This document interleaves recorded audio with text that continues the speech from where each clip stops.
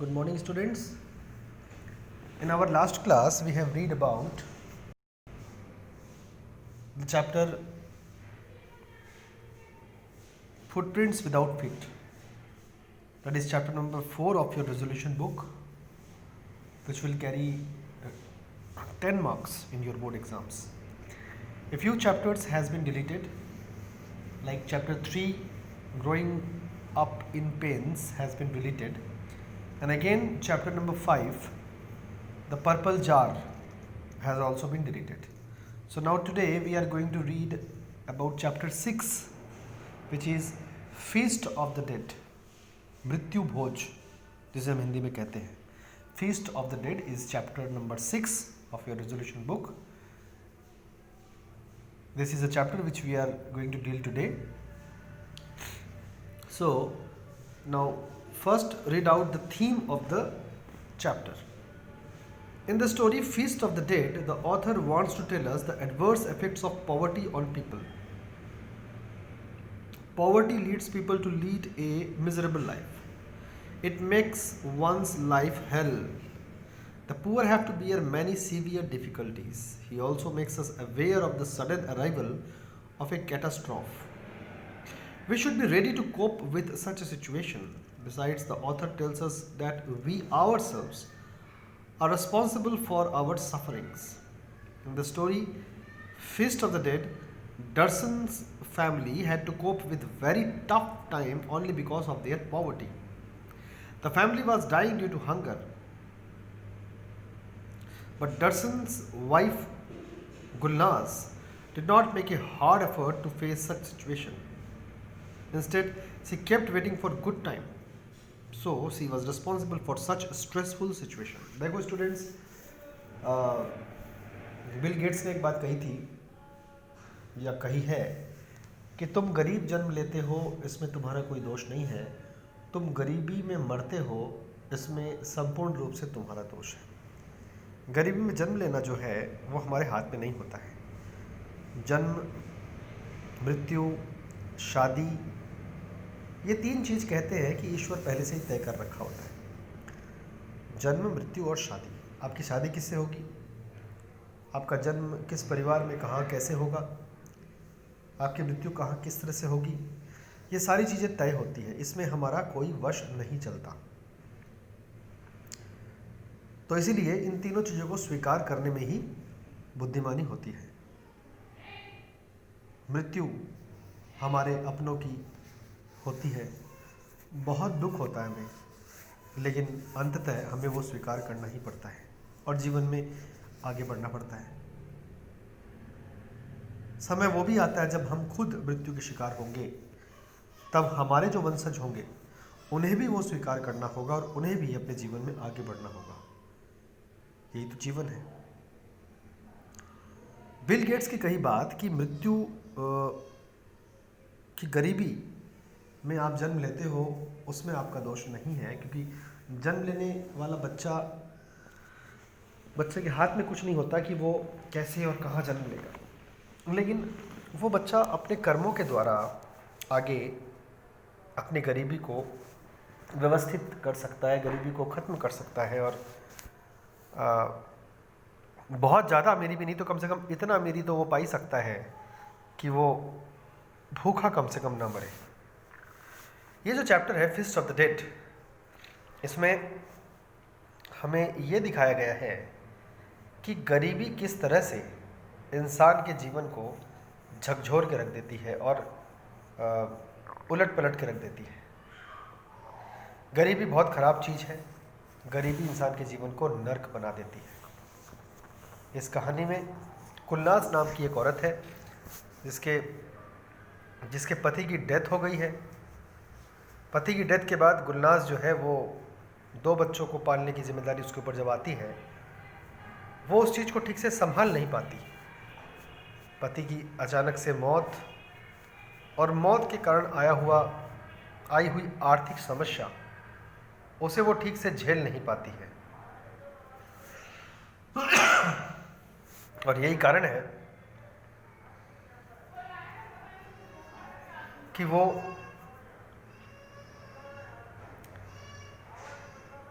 बच्चों की परवरिश ठीक से न कर पाने के कारण उसे तरह तरह की दिक्कतों का सामना करना पड़ता है। फीस्ट ऑफ द डेड गरीबी से पैदा होने वाली समस्याओं को उजागर करने वाली कहानी है। दर्शन आघा नाम के व्यक्ति की मौत के बाद उसके परिवार में गरीबी बुरी तरह से छा गई। परिवार जिसमें 2 बच्चे और माँ हैं, वो भूखमरी के शिकार होने लगे। ये कहीं ना कहीं हमें देखने को मिला कि दर्शन की वाइफ गुलनाज ने उतना एफर्ट नहीं लगाया जितना उसको लगाना चाहिए था। अगर वो ज़्यादा एफर्ट्स लगाती तो शायद वो गरीबी पर विजय प्राप्त कर सकती थी, लेकिन उसने लिमिटेड एफर्ट्स लगाए और अच्छे समय का इंतज़ार करती रही, हाथ पर हाथ धरे। सो कहीं ना कहीं गुलनाज ही ऐसे सिचुएशन का जिम्मेदार थी।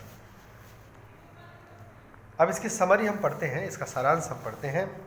Students, let me clear you one thing कि once you will understand the summary which I am teaching you in my videos,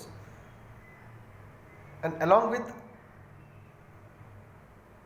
beforehand, if you will read out the chapter and then watch my video, then I am 100% sure that you will understand the chapter quite comprehensively.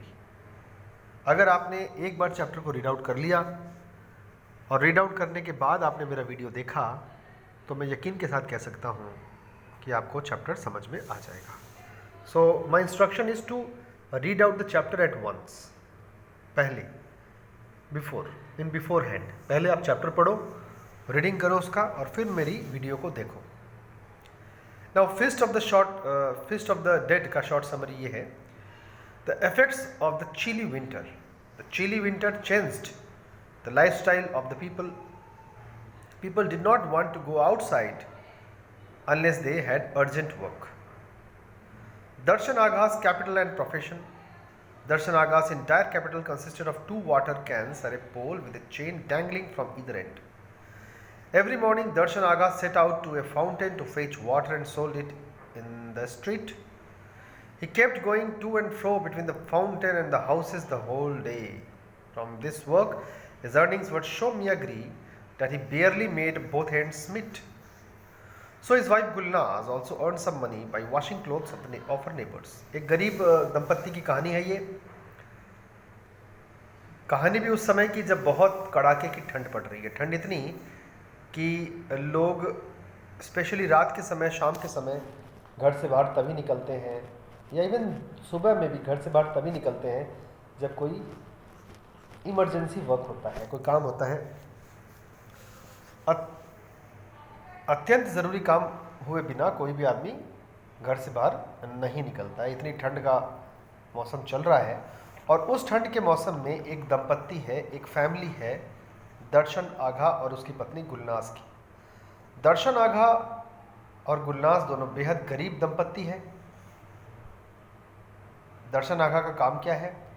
एक लकड़ी के सहारे, लकड़ी के दोनों सिरों में 2 can या कंटेनर्स लटका करके वो पास ही के झरने से पानी भर के लाता है और घरों में पहुंचाता है। यानी पानी पहुंचाने का काम करता है ये व्यक्ति। दिन भर इधर उधर घूमते रहता है, पूरे दिन लोगों के घर में पानी पहुंचाने का काम करता है, और उसके बदले उसके जो पैसे मिलते हैं वो बहुत ही थोड़े हैं, जिससे सिर्फ और सिर्फ उसकी ज़रूरतें खाने पीने की ही पूरी हो पाती है। पैसे अक्सर कम पड़ जाते हैं, और इस कारण से उसकी पत्नी को भी पड़ोसियों के घर में कपड़े धोने का काम अक्सर करना पड़ता है। दर्शन आघा dies. Darshan Agha one day slipped while trying to stand up on the hardened ice and hit his head on the stone bowl under tap, which resulted in his death. एक दिन दर्शन आघा की मृत्यु हो जाती है दुर्भाग्यवश। दर्शन आघा फाउंटेन से जब पानी भरने गया था तो वहाँ की जमी हुई बर्फ़ में उसका पैर फिसल जाता है, और पास ही के पत्थर से उसका सर टकराने के कारण उसकी इमीडिएट डेथ हो जाती है। His family gets delicious food from neighbors and Muslims of Turkey. It is a tradition for neighbors to send food for a few days to the family where death has occurred. So for 3 or 4 days, Darshan's family got delicious food from his neighbors. दर्शन के का जो परिवार है उसमें 2 बच्चे हैं, उसकी पत्नी गुलनाज है। कहानी ये कहानी टर्की की है। टर्की के मुस्लिम परिवार की कहानी है। आप नाम से ही समझ सकते हो, दर्शन, आगा, गुलनाज मुस्लिम परिवार है और ये कहानी टर्की की है। तो टर्की के मुस्लिम मोहल्ले में एक रिवाज है कि अगर कोई घर में मरता है तो उसका पड़ोसी उसे 3 से 4 दिन तक खाना भेजता है।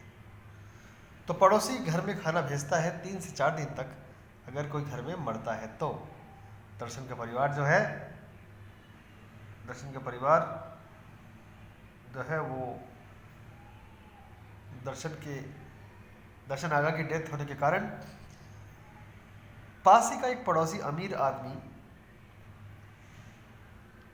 आदमी के घर से दर्शन आगा की फैमिली के लिए 3 से 4 दिन तक खाना आता है और बहुत ही स्वादिष्ट खाना आता है। The family face rest condition.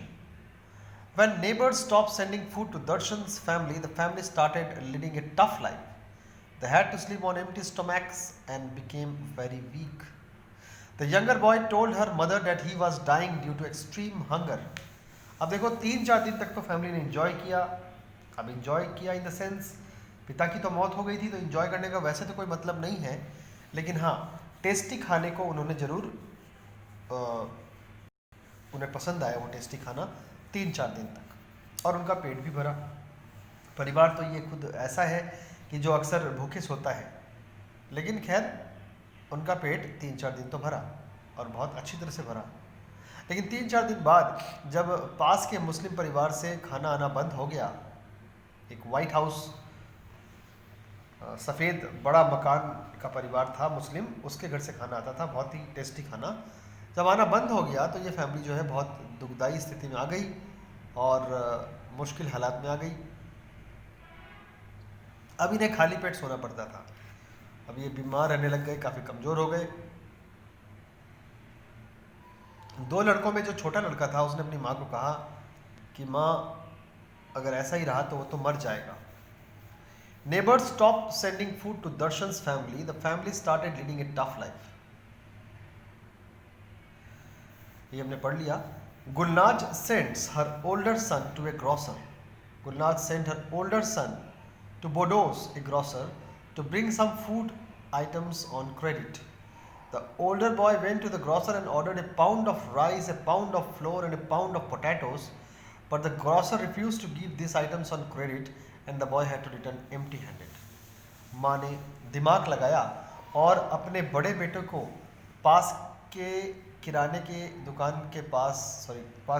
दुकान में, जिसका मालिक बोडोस नाम का आदमी है, उस दुकान में भेजा और कहा कि उस दुकान में जाकर के लेके आओ कुछ खाना। बड़ा बेटा जाता है और वो 1 पाउंड चावल, 1 पाउंड आटा और 1 पाउंड आलू ऑर्डर तो दे देता है, ऑलमोस्ट पैक भी हो जाता है, लेकिन पैसे देने की जब बारी आती है तो वो बोलता है कि वो पैसा लाना भूल गया है और उसे उधार चाहिए।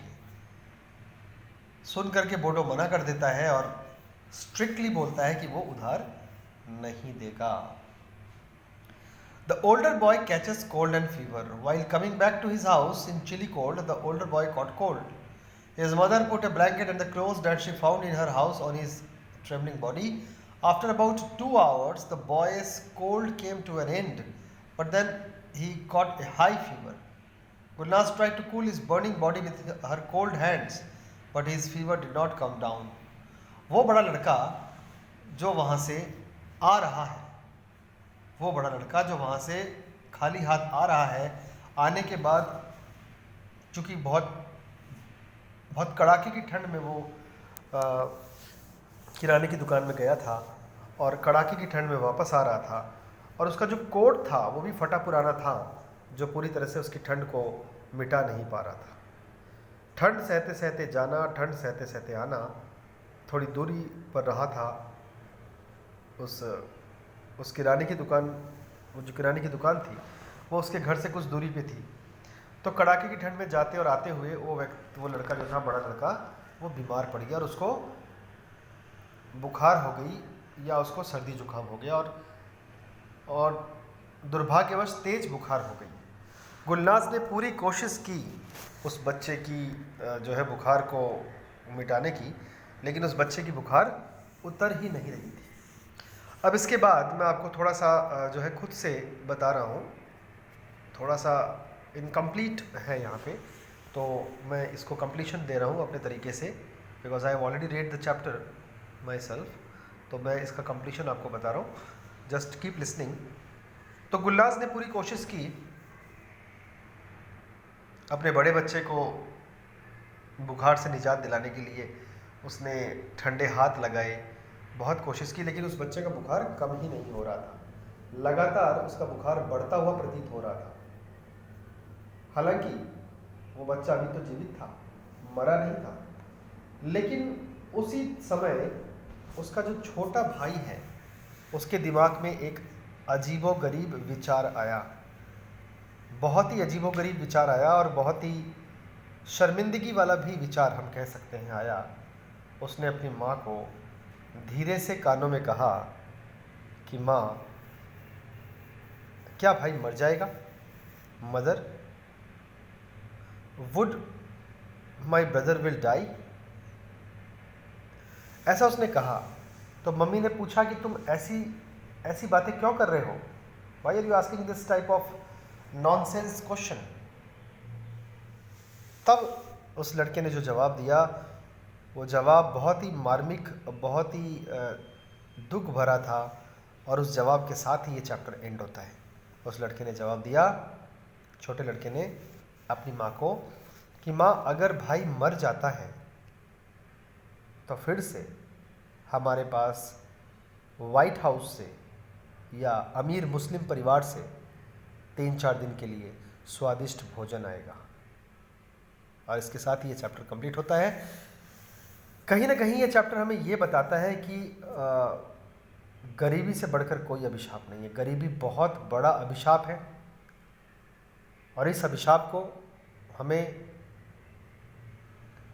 भगवान से प्रार्थना करनी चाहिए, श्रम करना चाहिए हमें। अगर किसी के जीवन में भी गरीबी है तो उसे श्रम करना चाहिए, श्रम से पीछे नहीं हटना चाहिए, श्रम करना चाहिए, और भगवान से लगातार प्रार्थना करनी चाहिए कि हे भगवान, भले ही किसी का जन्म जो है वो गरीबी में हो गया हो, लेकिन उसकी मौत गरीबी में ना हो, ये प्रार्थना करनी चाहिए। और इसके साथ भगवान से लगातार प्रार्थना करने से और पर्याप्त यथाशक्ति श्रम करने से कोई कारण नहीं बचता कि गरीबी आपके जीवन में रहेगी। ईश्वर गरीबी किसी को ना दे।